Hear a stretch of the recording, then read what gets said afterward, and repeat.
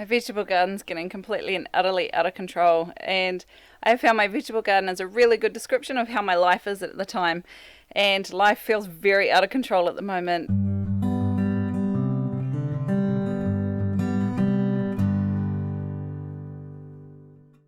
Homeschool this term for the kids has been really busy, which means for me I'm hardly ever actually at home.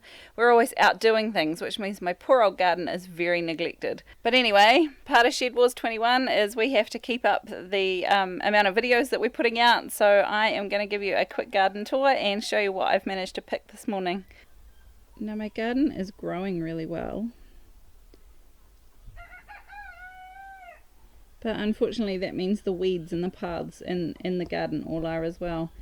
And some things are shooting off to seed before I even have a chance to pick them. This is some lettuce. And because it's so close to going to seed now, I'm just going to let it flower for the bees. Unfortunately this is Florence Fennel and it's gone to seed as well. It's all flowering.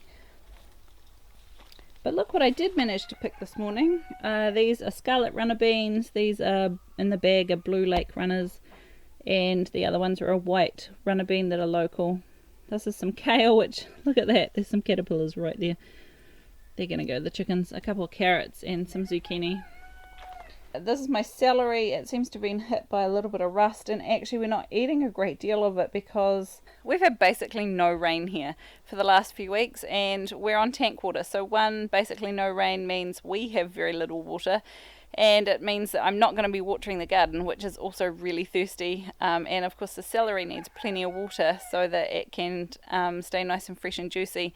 So we are using a little bit of it, and I'm making my husband a whole lot of stock at the moment, so I will chuck some celery in there for sure, but it's not so nice in salads when it's got that dry centre. This is one garden bed that I have just watered.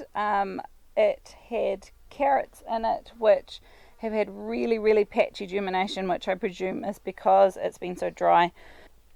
So these two have germinated really well, and then we have a couple of other really tiny wee ones, and you can see that massive crack there. That's just how dry, and this is pretty much all compost, so it retains water really well, but it's just so dry.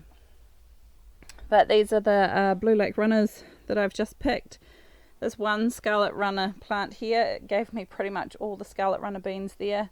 The reason we grow scarlet runners is because they're a perennial here. They die down over winter and then they come back again. And the subsequent harvest that you get off them, because they've got such really well established roots, is significantly more per plant than what you would get if you just had to keep planting them. The only downside is they have this really rough texture that the kids don't eat, so I thought I might make some bean curry out of it. My cauliflowers in here hiding from the caterpillars seem to be doing quite well, and these self-sown peas have started to make some pods. You can see how much the weeds have grown in the pathways. I just have not had a chance to get in here. These are the white runners that I've got, and they're growing really well. You can see some tiny little beans that I haven't quite picked yet. We have got, these are the self-sown peas that have come from the pea straw that I put around. The kumara or sweet potato have just gone absolutely ape. They're all over the ground in there. They seem to be doing really well. These capsicums have had some flowers but no actual peppers yet. As I say that, I can spot a wee fella hiding down here. Look, there's a couple of them. Oh look, they're the big banana-y ones. So there are a few peppers in here, that's exciting.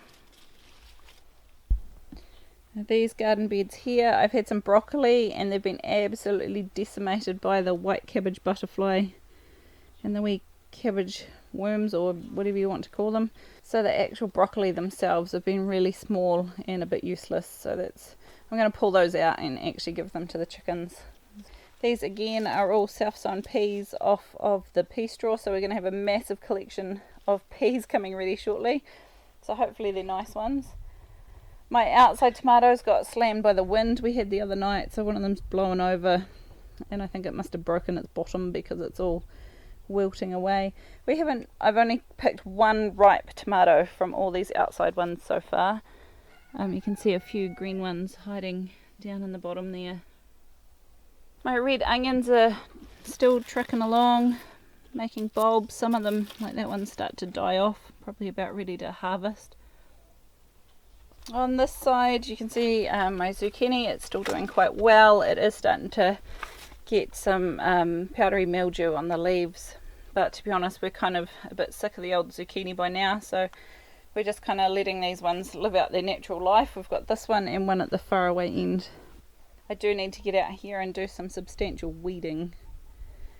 I have to have the time. Now this giant pile of tyres, what I do is I put these advertising signs over the top of my gardens when they go to sleep for the winter, and then I stack tyres on top of them. And this year I've just never had a chance to actually move them out of the garden, so they just hang out in here. They're just my big mountain of tyres that we have to step around.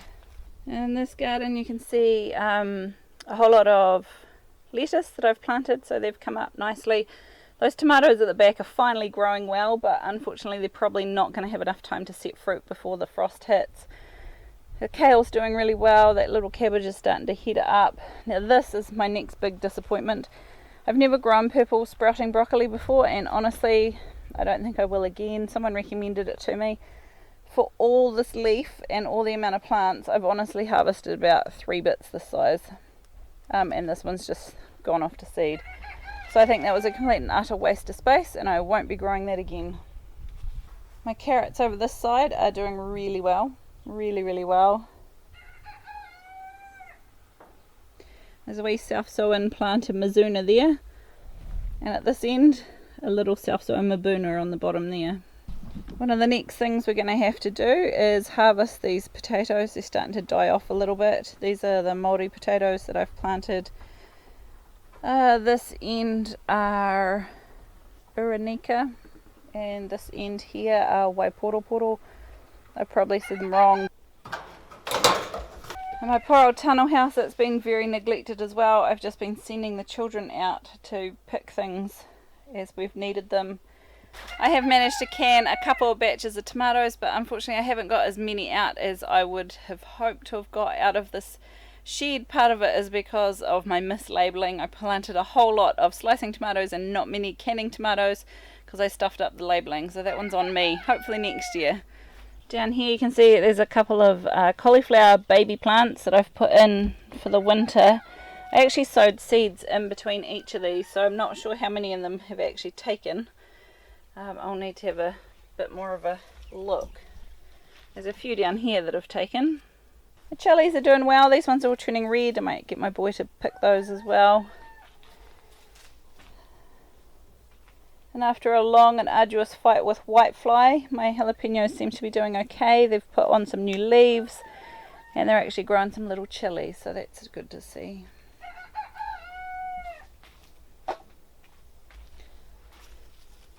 Oh, that's a good size one. I'm hoping to get enough to stuff for lunch one day. And this one down here, it's got these massive big green chilies. And when they turn red, I'll pick those too. I had great hopes for growing a couple of vines of pickling cucumbers to do a whole lot of gherkins. And as you can see, they've really struggled. They've just not really taken off. This one big plant grew and I've completely ignored it, and we have one massive cucumber on there.